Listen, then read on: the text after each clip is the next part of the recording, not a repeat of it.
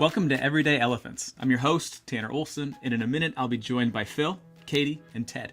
Everyday Elephants is a podcast that discusses what the world is discussing. We take a close look at the elephants in the room, everything from politics to trends to religion. Together, we look for where hope is in the midst of the change and the chaos and confusion. Welcome to Everyday Elephants. 2 episodes in a row. Hey. Are we like for real back for realsies? I'm not going to say anything until we're like 6 or 7 in. This is not a rhythm yet. This is just a really good idea that we haven't let go of yet. So I'm a little hopeful though. I'm a little hopeful. Yeah, we need some consistency. Yeah, a little bit of consistency will take us a long way, but it's good. I mean, to be back for a second episode after a holiday where about 50% of this podcast is not feeling well, I think, hey, like we're back. We have some things to talk about. But before we jump into all those things, how was everybody's Thanksgiving? Man, you know how you talked about how there's things that you're supposed to not say at Thanksgiving? Well, what did you say, Phil? We know you started it. Of all the people, we knew that Phil was going to say something. It's just too easy, right? You know, you're having a great Thanksgiving meal with the family. It's been a long time since we've seen each other, giving hugs, and then all of a sudden it gets to the portion of the night, you know, we're eating food, having great drinks, and everyone wants to play games, and we're playing not one of those like charade games, but like, you know, where you say certain words and you have to guess the person. And so, like, of course, I'm, you know, like on all sides of the political realm. I think one of the questions was like, who's the person that everyone despises the most? And I said, Donald Trump. And then all the Democrats of the family were like, yeah, I love you. And then, you know, then it got to the point of like, you know, who's going to win the next presidential election? And then I'd said Ron DeSantis. And I was like, yeah, you know, it was like all these different sides of people. And I was that guy, Tanner. I brought things up, and because it's fun. It's fun. That's not fun at all. That makes me just kind of get sweaty and want to leave. I was the person at Thanksgiving saying like, so the weather. That doesn't feel combative. The peacemaker. Did anybody watch the sports game that we didn't care about? That's not combative. I did not bring up. Now, we were not eating with family. We ate with some great friends in Nashville and their family. So it was a little bit different. So I didn't feel super comfortable. Like, let's talk about politics and religion and all of these cultural trends with my friends' parents. I was just there to make jokes and eat sweet potato casserole. Yes, that's if there's one thing I am really good at, it is sitting and eating sweet potato casserole, and that's the title of my next book. So, yeah. I'm the same way. I am not confrontational at all. So my Thanksgiving is usually me just being super passive and just like sitting. Were you just smiling and nodding a lot? Yep, smile and nod. And then when there's, you know, statements, even if I don't agree, I'm like, But if someone asks me, you know, like I will definitely give my opinion, but I am not like Phil. Like I'm not let me just go in and like stir the pot a little bit. Unless I'm around the right people. I don't know. But Thanksgiving was all I know is I can't mess up getting pecan cream pie at the end. So there must be enough peace for pecan cream pie. And then you can start the debate. But then when dessert comes out, you start launching grenades. Yep, there it is. There. See, I think I'm on the other end of that. Like, I'm trying to put the pin back in the grenade because I'm like, you know what? Like, let's just have a good time and enjoy each other's company and not. But Phil, I think this is why I don't throw grenades. That's Phil's job. That's Phil's job. Now it all makes sense to me. I realize why I'm never invited to y'all's Thanksgiving, because you know that I'm going to come in like a wrecking ball, Miley Cyrus I'm glad style. you figured that out. We've been trying to hint at it for a very long time. So I'm glad that your critical thinking skills finally caught up to that process. I'm a little slow, but here I am. That's fine. And we're glad you're here, because without you here, we would all just be, well, smiling and nodding and probably talking about sports.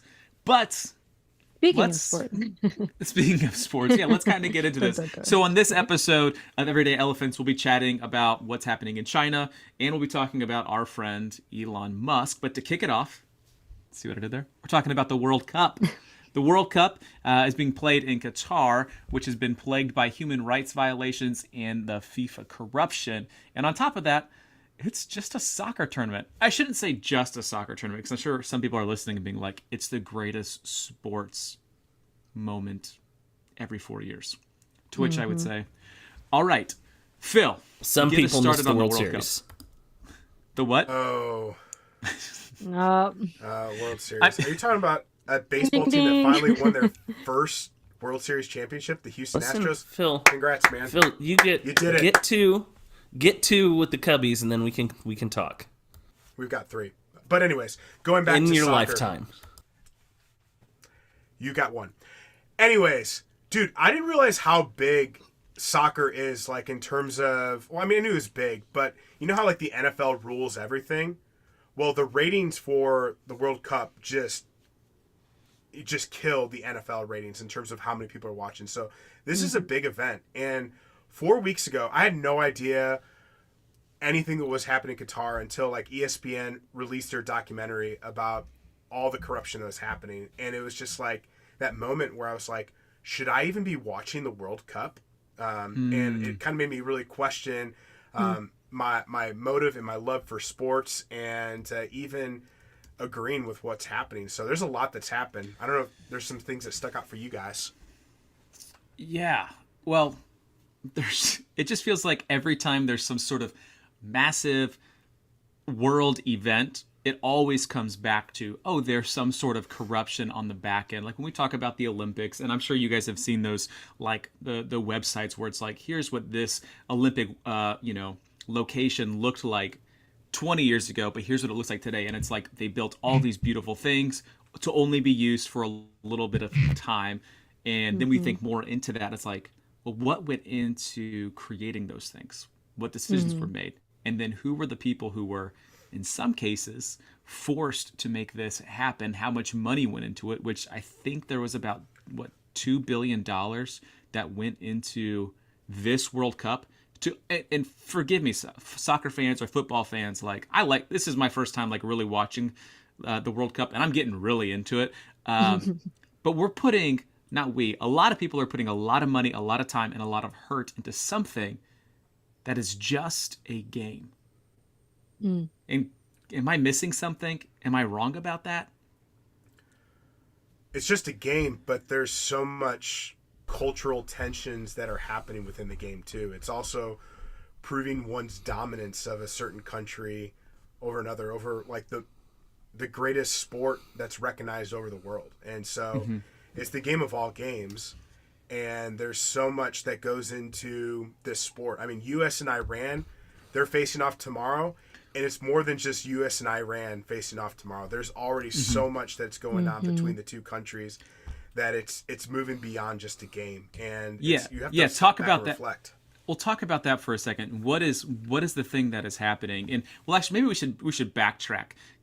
Can you give me like a little it's like 60-second highlight of here are all the things that are happening behind the scenes or that led up the World Cup that we may not know about? The big stuff is the last 2 World Cups have been held in Russia and Qatar. There's a lot of accusations that they were held in places that usually don't have climates beneficial to playing tournaments like this or infrastructure for tournaments like this, because there was a lot of under the table bribes. So first you have bribery to FIFA. Then you have the fact that Qatar is a country that is, tiny. I think it's under 1 million people. And now they have to build, top of the line stadiums to play, I think it's 4 or 5 groups of games. And to do that, they don't have enough people in their country to build that, and they built a city out of the desert. Like the engineering of that is super impressive. There was nothing, and now there's a full-fledged city around one of these stadiums.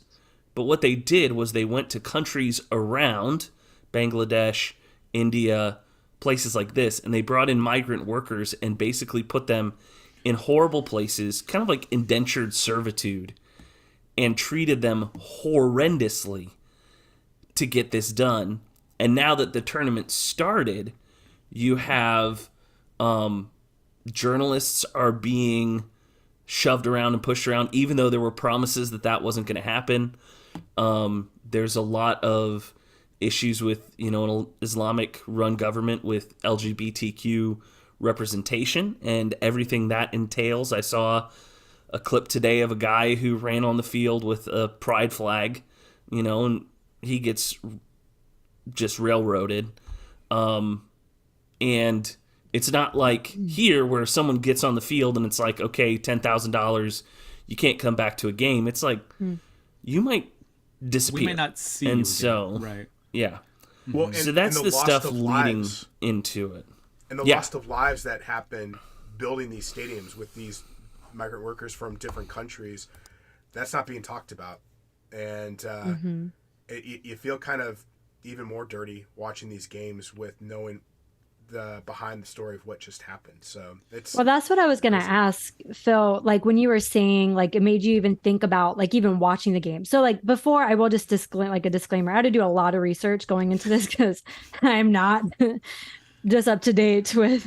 You're like, sports. great, we're talking about soccer. I'm like, okay, let me banter about soccer, But of course, like when the human rights, yeah. So like, of course, when like the human rights like issue came in, like I was like, okay, ding, ding, ding, like I'm in. Like, let me find out what's going on, for sure. But like, when you said that you are not watching, like you question watching it because of the human rights issues, do you feel like just watching this on TV or however you're streaming it or watching the World Cup that you are supporting maybe some of these like human rights, like you're like any issues that are going on, like you feel like you're supporting it if you watch it?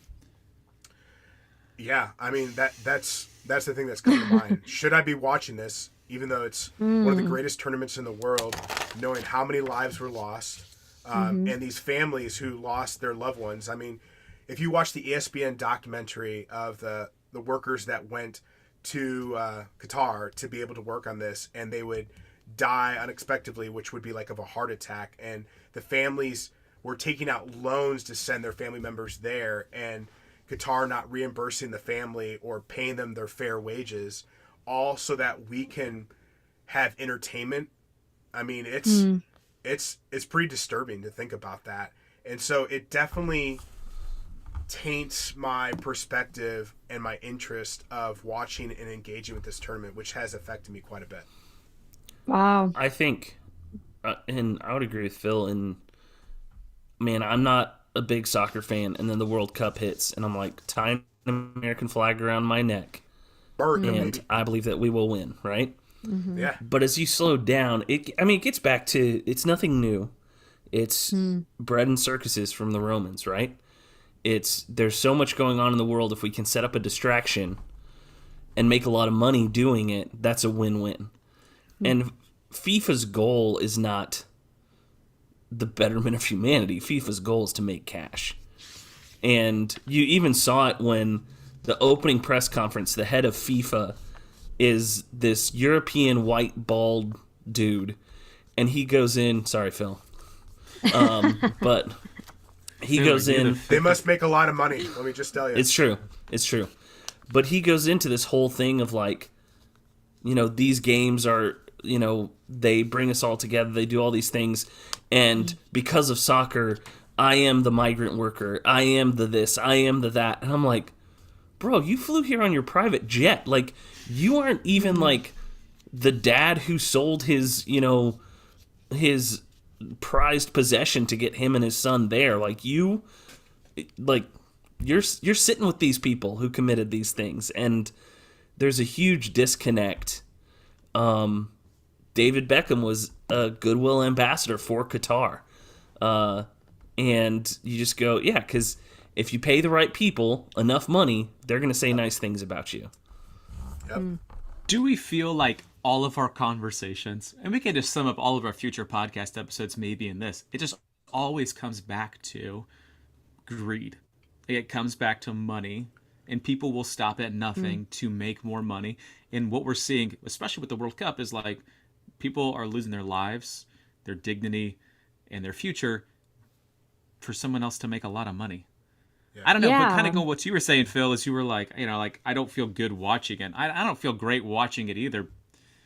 I'm still watching it. So what's wrong with me? It's like I don't Well, know, that's the like good because question. That's a good actually, question, yeah. well, but I care about the who wins. Like I like sports. I like when people are trying to win, but then you kind of watch some of this stuff and you're like, okay, but is it rigged?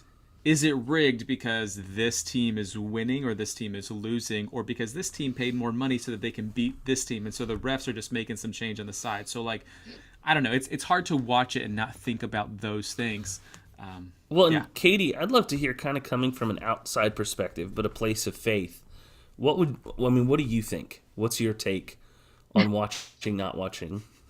Well, not watching is easy. No, but no, but I would like to weigh in on this because this is kind of with anything, like any streaming platform, we find out something that we don't align with, or we find it injustice, right? There's a lot of things that we have to, as believers, separate ourselves from that we don't agree with, Yeah. and I question, like, how powerful is that making a difference on the actual event, or on, like, when people distance themselves from Disney Plus and other streaming platforms? How powerful is it for that? Is it making a difference on that end, or is it just saying, hey, I need to honor my conviction and I'm just not aligning with this?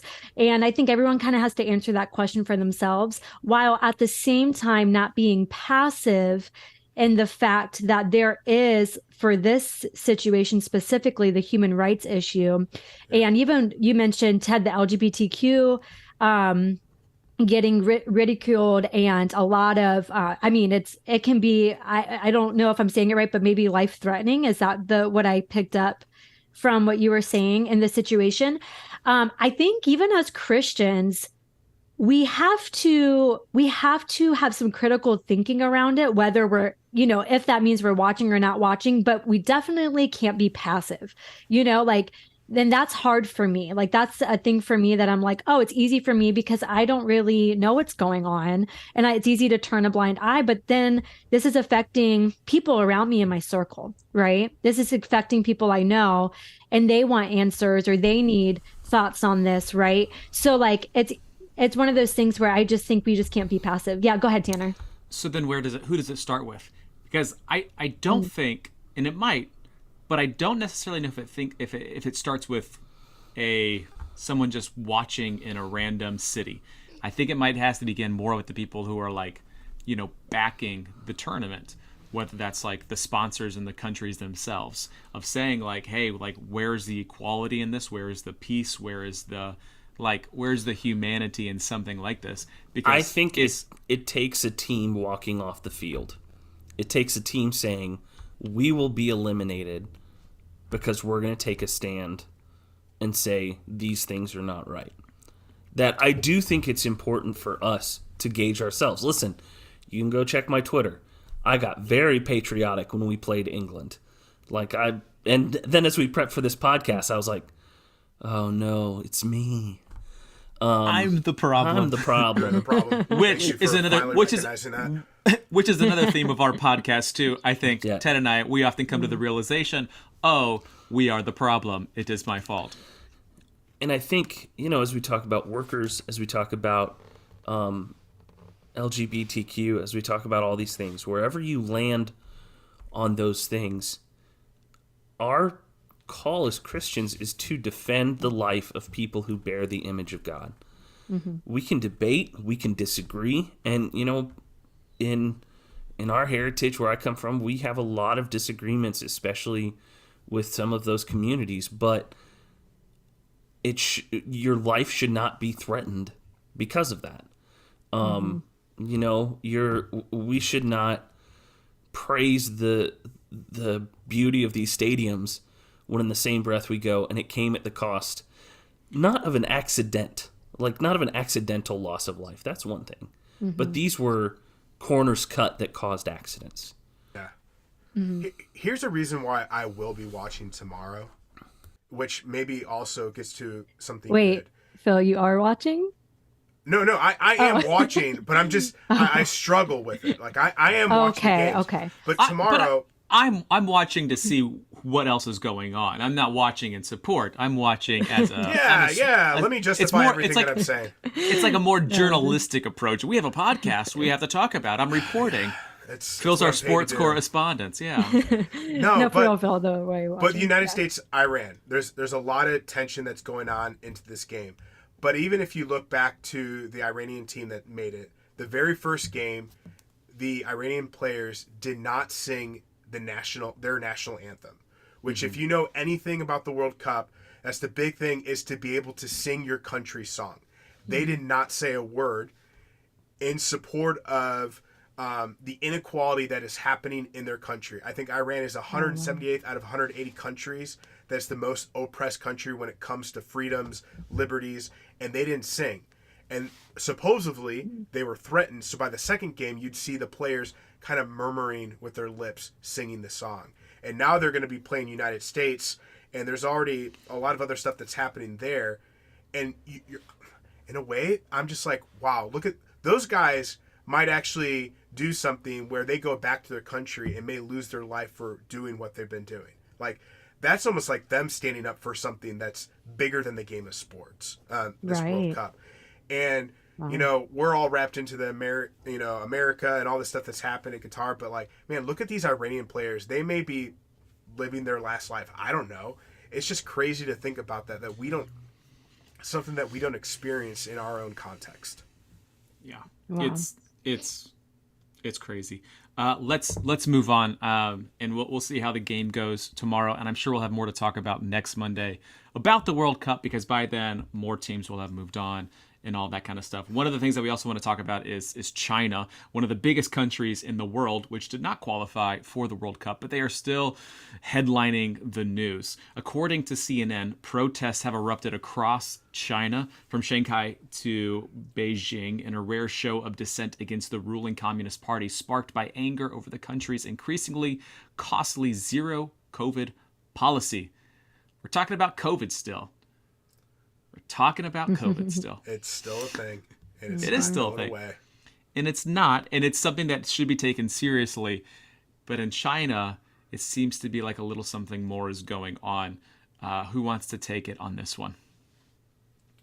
Well, I'll start off with talking about the Anthony Fauci, Dr. Anthony Fauci. Even actually went out, I think a couple days ago, and said the sanctions that China has been doing is too extreme, and that there's no way that they're going to be able to eliminate COVID, which is kind of funny that he's saying this now and wasn't saying something like this earlier, but it's pretty crazy. He's even calling this to be too much. Yeah, I was reading a little bit of it, and there was the word surveillance kept popping up, that they are, sort of like watching their people quite intently, and there are different kind of camps and stuff like that. It just doesn't, I don't know, man. I'm tired of looking at the news, because there's no good news. It's all just like these horrific stories that just seem to make me feel further and further from home. Yes. So yeah. I agree. And I do want to just kind of piggyback off of that, because like reading through all of these articles and all of this information, it feels really heavy. And I feel like if we could just kind of take a moment and think about just like looking back in the Old Testament and in scripture, where there was just so much injustice. And even now there's so much injustice, but there will be a day where God carries out his justice for good. And thinking about like with China and the people, like my first thought goes to the people, their mental health, like they need a break, like just an exhale, a break, or hope. It's so dark. And thinking about how God is so patient, because one day his wrath will be poured out, and it will be so that there will be full redemption. But there is hope now, even though in places it might not always seem like it. So I constantly think about that when even talking about the human rights issues, and then going to what's going on in China and communist countries. There's just a lot of darkness. And so I just feel like with that, I just want to add this in, because I was reading through Jeremiah really quickly, and just to add this in to kind of to plug it into this thought. But even Jeremiah, go ahead, Ted. Did you want to add? You said that you read through Jeremiah really quickly.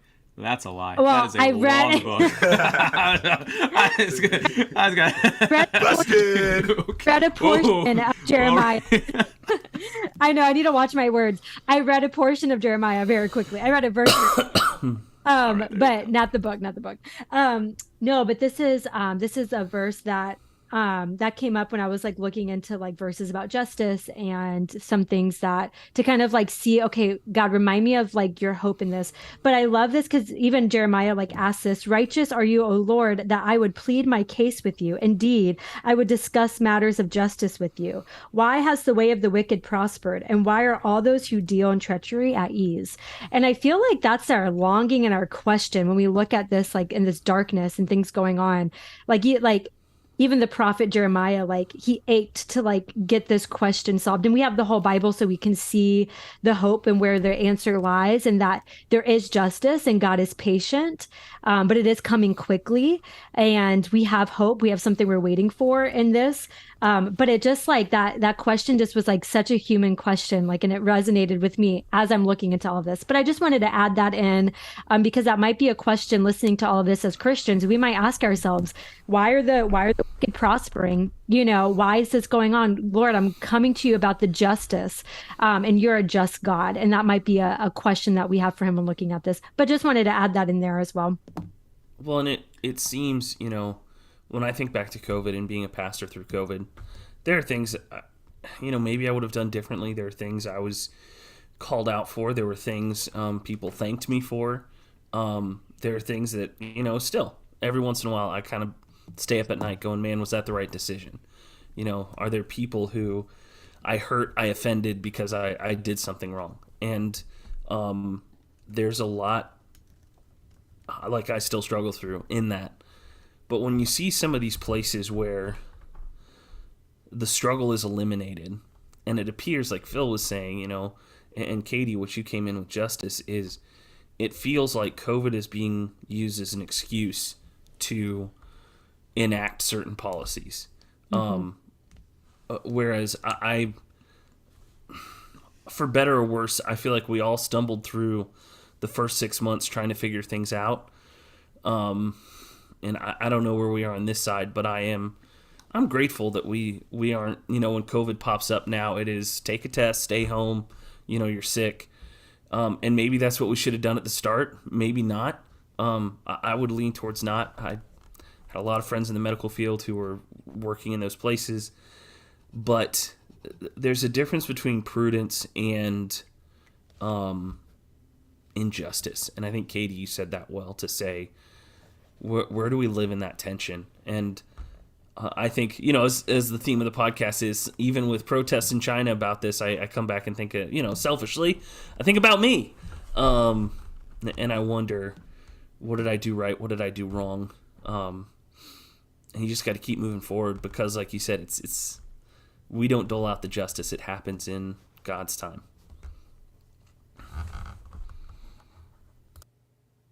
One thing that really, I don't know, is interesting to me, you know, and I totally agree with what you guys have to say, but how we are so quick to point out the injustices that are happening in the country of Iran, but we're careful to name out the injustices that are happening in China.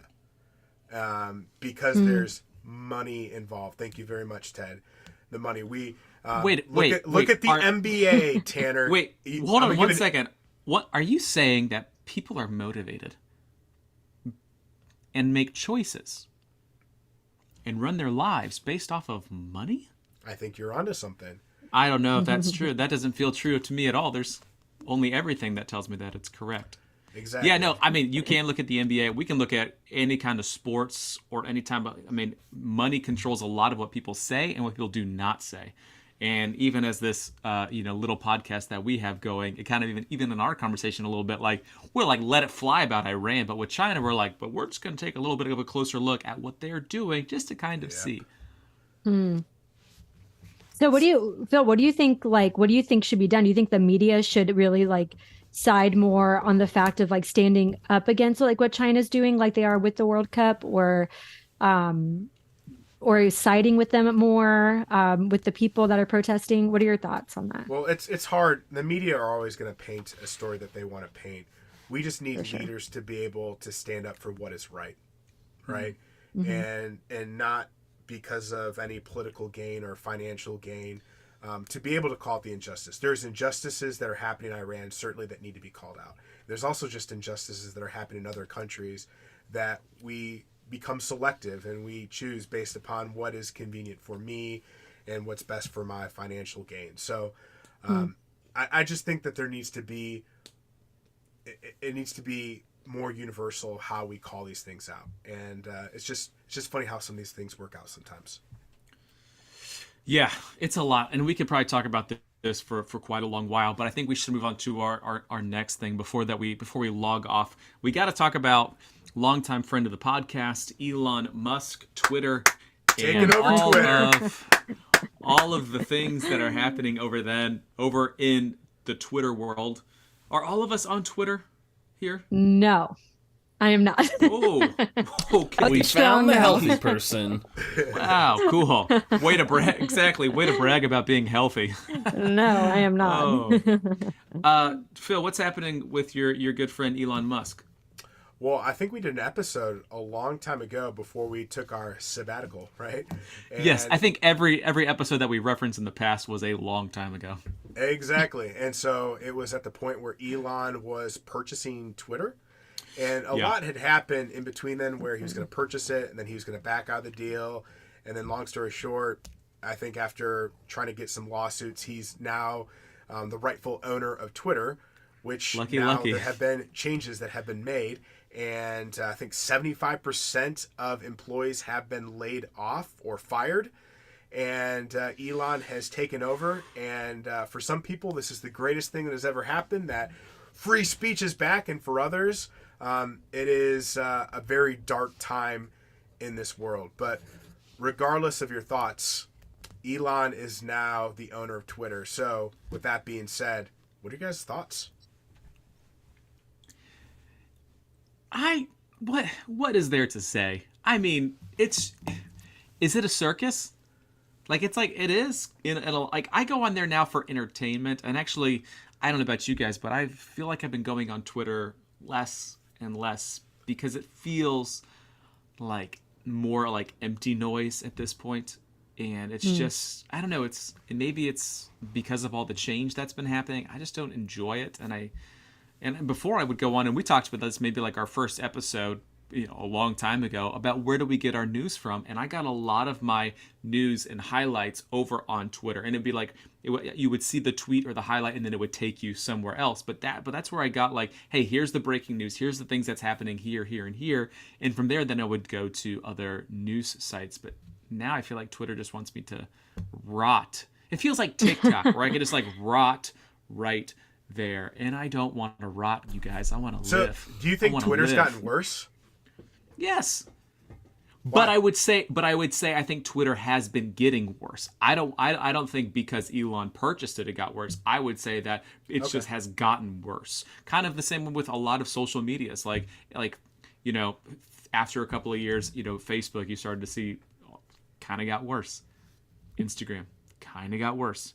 And maybe it's because it wasn't new or fun, or because I needed a different drug as a human being. I don't know. But I think when I get on Twitter now, I'm not seeing the headlines or the news or the things that are happening. I'm seeing like, oh, what are the Kardashians doing? And I have never searched for the Kardashians before. Like, You're just trying to keep up with them, Tanner? I'm not trying to keep up with them. I'm trying to get away from them. I just don't need that in my life. I want to know, have you guys experienced that, or is it? I think you're right. I think it's gotten worse in a different direction, right? Like, I think that the argument could be made it was worse in one direction. Before Elon bought it, you could say, hey, this is moving towards a liberal progressive idea. But in that idea, you were still banning some of these accounts that I get. Am I a fan? No. But I kind of get unbanning some of these accounts. I think there was some craze picked up in it. But we're getting a lot of QAnon accounts that are being reinstated. We're getting some of that. But it's it's the pension of humans. We swing the pendulum. We don't seek the center. We swing one way or the other. I think it's fascinating that in the world we live in, Elon Musk was able to raise $44 billion to buy a website that it sure sounds like he hates. Like, that's kind of, yeah, and that's part of it. And theme of the podcast, right? But, I'm still getting my Astros updates. I'm, getting some of those things. And I think that, I don't know if Elon's, I don't think he's made it better. But I also look and I go, man, like some of these people he's letting back on here are going to make it worse as the time comes.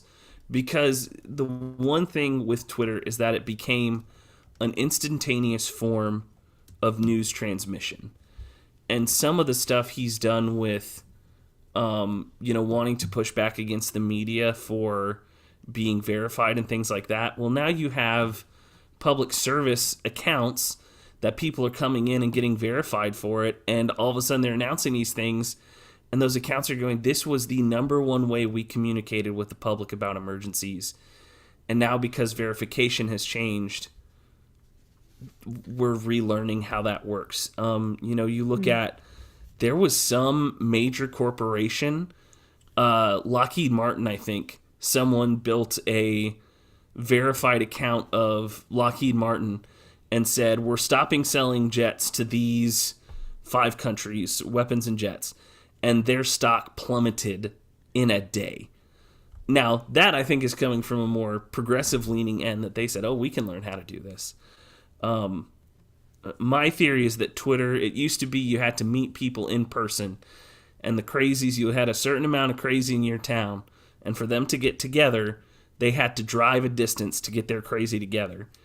And now they can live in, a major city or middle of nowhere and build a community of people that they get in an echo chamber and all of their ideas are sound. And there's no one checking that. And I think that's just the danger of social media in general. I don't know how you fix it. So what about the Donald J. Trump being reinstated? Your thoughts on that? I mean, that's the big thing where Elon. Katie, what do you have to say? Well, this is where I'm like, I'm so skeptical, right? Because like how you said, Phil, like the freedom of speech, and he like doesn't seem to really care. But I wonder, like, what is his agenda?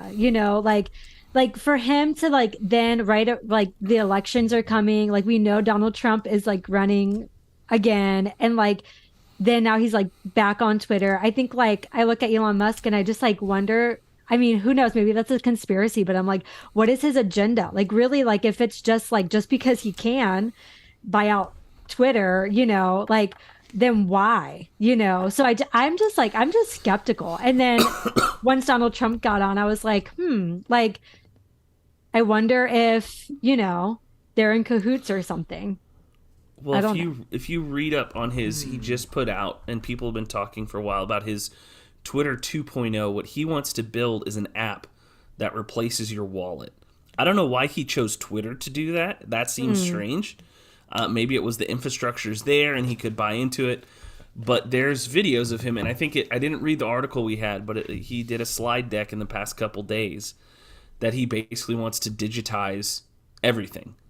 And that's a bigger question for me, is like, what's the purpose of, like, in some ways I get it, in some ways I don't, but I think there's more than just free speech. He's looking how to make money off it. I don't think he's actually, setting $44 billion on fire just to stick it to the libs. For sure. But I think he was concerned about freedom of speech, but obviously there's more of the, how can there be financial gain? Like, no doubt about it. It's when we feels talk like it's gotten about a little bit messy. Go ahead. Yeah. So like when we talk about like freedom of speech, like when it was only the freedom of speech for like, it seemed like a lot of conservative accounts were more taken off of Twitter, and now freedom of speech. So it seems like he's really favoring the conservative side. in my opinion. If it's freedom of speech, like that would be our like conservative side having more freedom of speech than the liberal side. And I don't know. So that's why I'm But wondering, I like, think you've got to ask the question, what's freedom of speech? Because freedom of right. speech is not, in terms of law, right? Freedom of speech is that the government can't come after you because of your, of what you say. But a private company, and that's honestly like Elon's brilliance, is he's saying, all right, Twitter, if you can go this way, then I can go the other way. And that's something that is kind of making me upset watching certain aspects of people on Twitter who they liked it before him, and now they're all freaking out. And and I'm not against people deciding, hey, I want to move to a different platform. That's fine.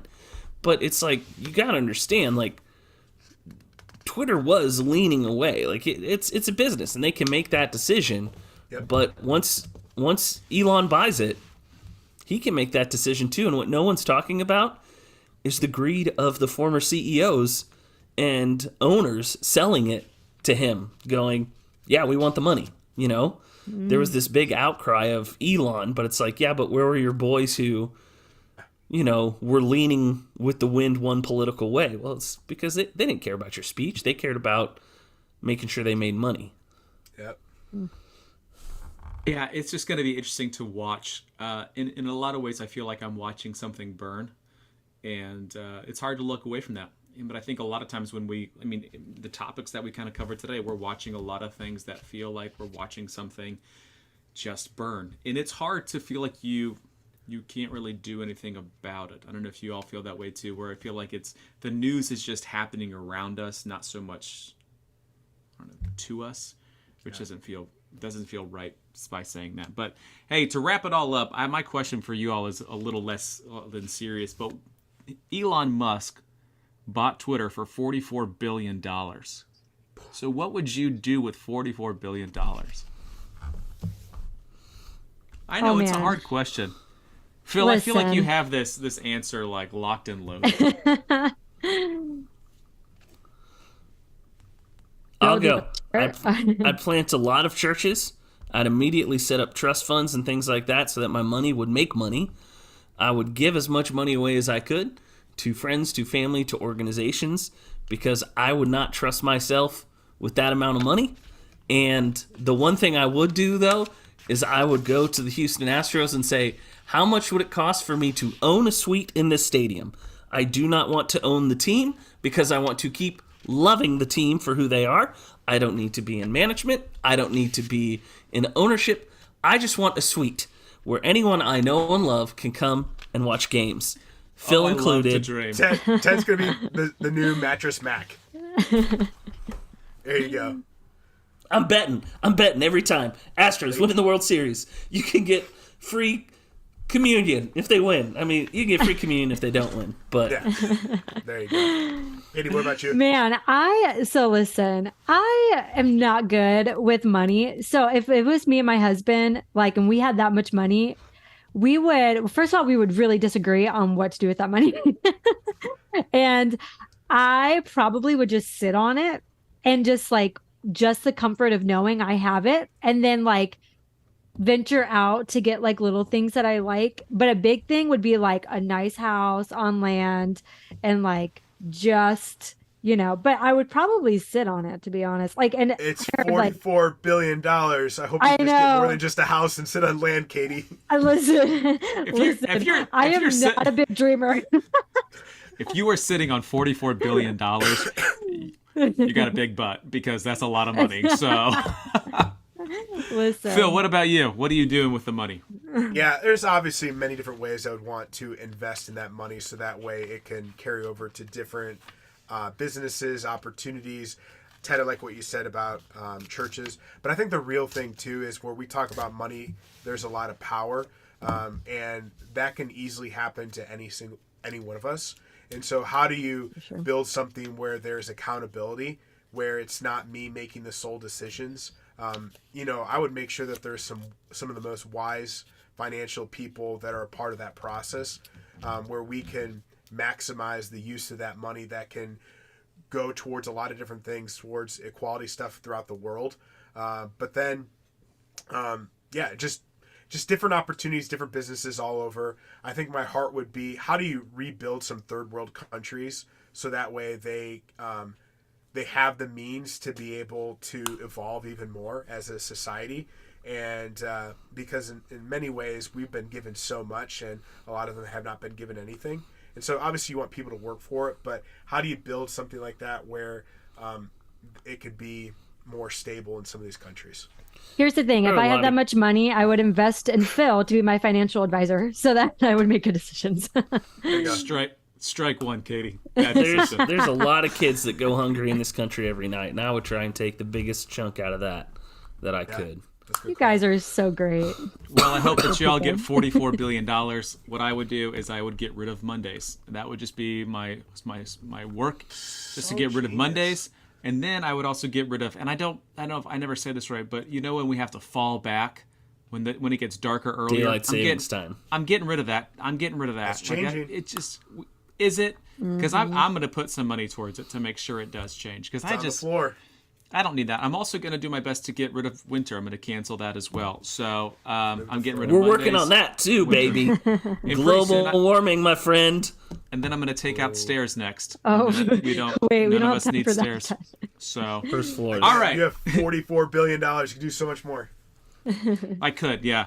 And then I would buy Twitter. All right, well, that'll do it for this episode of Everyday Elephants. Make sure to subscribe to the show and leave a rating and review. If you're watching on Facebook, make sure to follow us. Maybe share that. And if you're watching on YouTube, hit subscribe. It's great. And if you're interested in being a sponsor for the podcast or you have a topic that you would like the four of us to discuss, you can send us an email. We love to get mail. That's everydayelephantspod@gmail.com. You can find that in the show notes and on the website and all that kind of stuff.